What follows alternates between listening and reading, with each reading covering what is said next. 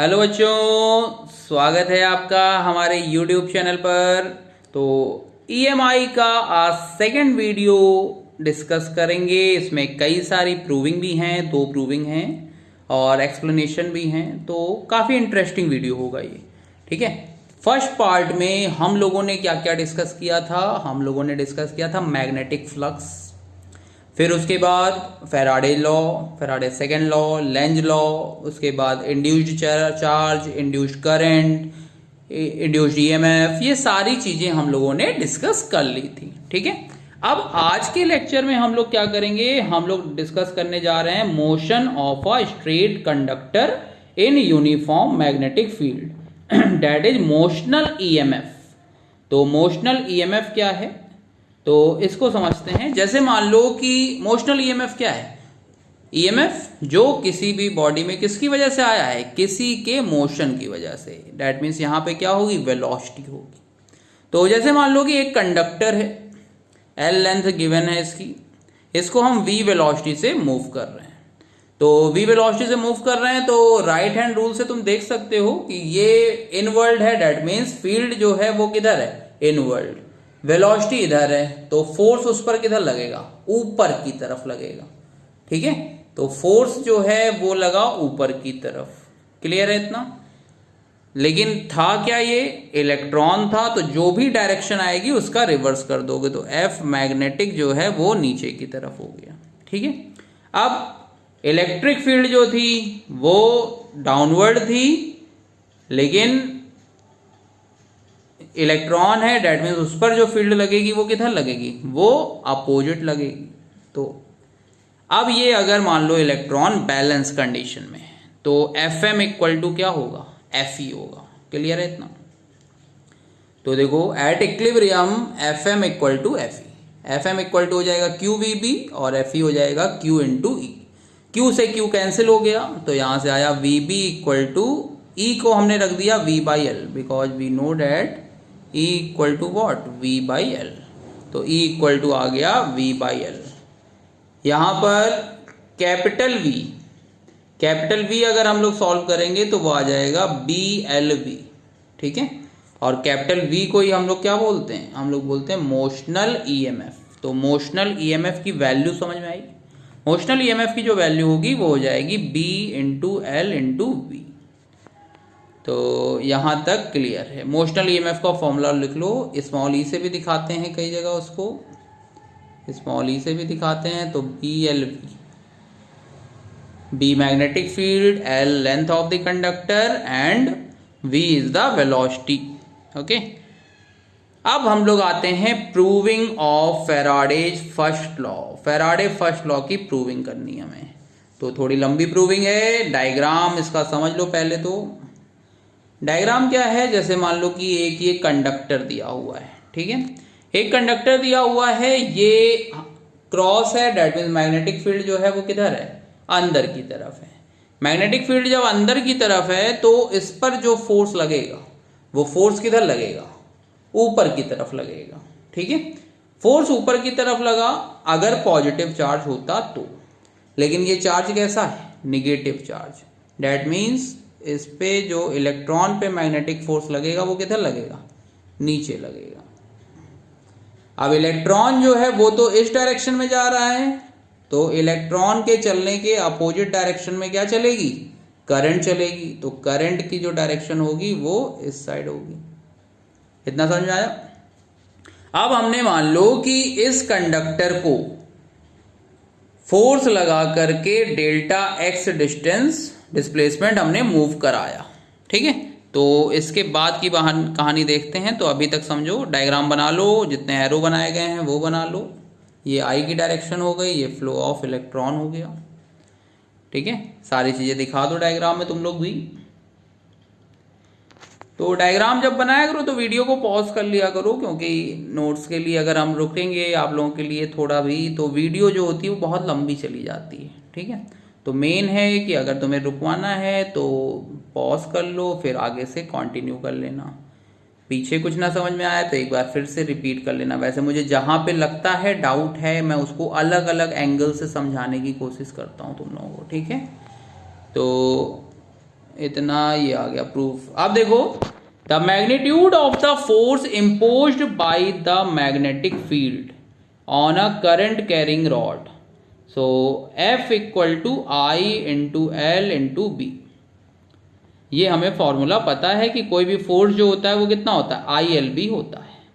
अब इन्होंने कहा है कि to keep the rod moving with a constant velocity, अगर हमें कांस्टेंट वेलोसिटी से मूव कराना है तो हमें इतना ही इक्विवेलेंट फोर्स जो होगा वो लगाना पड़ेगा। तो F EQ equal to F equivalent equal to आ गया माइनस ILB, ठीक है। Under the force F external the rod JK undergoes a small displacement delta x। भाई हम जो एक्सटर्नल फोर्स लगा रहे थे यहाँ पर, ये F एक्सटर्नल है, जो हम एक्सटर्नल फोर्स लगा रहे थे वो कितना था, माइनस ILB। तो अगर हमें वर्क करना पड़ेगा इतना कांस्टेंट फोर्स मेंटेन करने के लिए, तो हमने कितनी डिस्प्लेसमेंट मूव कराई है, हमने कराई है डेल्टा x, ठीक है। तो डेल्टा x डिस्टेंस जब मूव कराई तो W इक्वल टू कितना आ गया, F net into delta x। W equal to आ गया F net into delta x। तो F नेट इक्वल टू कितना आ गया, minus ILB into delta x। तो यहां तक W समझ में आया तुम लोगों को। फिर उसके बाद देखो E इक्वल टू आया W बाई क्यू। तो W हो गया ILB और Q तुम्हें पता है, W की वैल्यू पुट कर ली ना हमने, W equal to minus ILB था, तो यहाँ पे माइनस, यहाँ माइनस लगा लेना, minus ILB delta x upon Q की जगह रखा I डेल्टा t। तो इस I से AI कैंसिल हो गया, तो आ गया minus delta x upon delta t कितना होता है V। तो E इक्वल टू आ गया माइनस BLV, ठीक है, इतना समझ में आ गया। अब हमें पता है फैराडे फर्स्ट लॉ से, या the rate of change of phi, अगर हम डेल्टा फाई लिखेंगे तो देखो डेल्टा फाई होता है B डेल्टा t, और अगर हमें रेट निकालना है तो टाइम से क्या करेंगे, डिवाइड करेंगे। तो delta phi upon delta T equal to आ जाएगा B into delta A upon delta T. तो डेल्टा ए को हमने लिखा L इंटू डेल्टा एक्स, क्योंकि लेंथ तो कंडक्टर की कॉमन थी, ब्रेड्थ में क्या हो रहा था, चेंज हो रहा था, तो जो चेंज इन एरिया आएगा वो उसी से आने वाला है। तो delta x upon delta T, तो delta phi upon delta t we get BLV, और equation 1 we get E equal to minus VBL। तो देखो 1 और 2 में RHS लगभग इक्वल है, बस माइनस का चेंज है। तो 1 और 2 से हम ये गेट कर सकते हैं कि E इक्वल टू कितना आएगा, minus delta phi upon delta T. तो यही क्या था, फैराडे लॉ था। तो फैराडे फर्स्ट लॉ समझ में आया। देखो बहुत ही सिंपल है, फिर से एक बार एक्सप्लेन करते हैं तुम्हें। ये डायग्राम है, डायग्राम में एरो तुम लोग बनाओ, इसलिए मैंने यहाँ पर स्पेस छोड़ दिया था, ठीक है। तो देखो अगर यहाँ पे क्रॉस है, इसका मतलब जो मैग्नेटिक फील्ड है वो किधर है, अंदर की तरफ, वेलोसिटी इस तरफ है, तो फोर्स जो लगा इलेक्ट्रॉन पे, फोर्स जो लगा पॉजिटिव चार्ज पे, वो ऊपर लगना चाहिए था, लेकिन ये है किसकी बात, इलेक्ट्रॉन की। तो मैग्नेटिक फोर्स नीचे की तरफ लगा, इलेक्ट्रॉन यहाँ से यहाँ ट्रांसफर होंगे सब जगह। तो इलेक्ट्रॉन के ट्रांसफर होने के अपोजिट डायरेक्शन में क्या होगा, करंट फ्लो करेगी, ठीक है। तो ये डायग्राम समझ में आ गया। अब कांस्टेंट वेलोसिटी से हमें मूव कराना है, तो एक जो फोर्स लग रहा था उसको क्या करना पड़ेगा, हमें अपोज करने के लिए एक एक्सटर्नल फोर्स लगाना पड़ेगा, ठीक है। तो एक्सटर्नल फोर्स लगाने से हमने मान लिया कि ये जो कंडक्टर है ये कांस्टेंट वेलोसिटी से आगे की तरफ जा रहा है, तो V वेलोसिटी हमने एज्यूम कर ली। तो अब देखो, so F equal to ILB to keep the rod moving with a constant velocity B and external force equal and opposite to capital F will have to be applied on it. So F external equal to minus ILB. I think यहाँ तक समझ में आ गया है। Under the force external force the rod undergoes a small displacement. तो जो rod में डिस्प्लेसमेंट हुई वो कितनी हो गई, F इंटू डेल्टा एक्स। तो W equal to minus ILB because F external equal to minus ILB into delta X. E equal to क्या होता है, W बाई क्यू, हम सब जानते हैं। तो E इक्वल टू आ गया W बाई क्यू। तो E equal to I L B into delta x upon I into delta T. So we get E equal to minus VBL. So the rate of change of phi, तो delta phi upon delta T equal to B delta A upon delta T.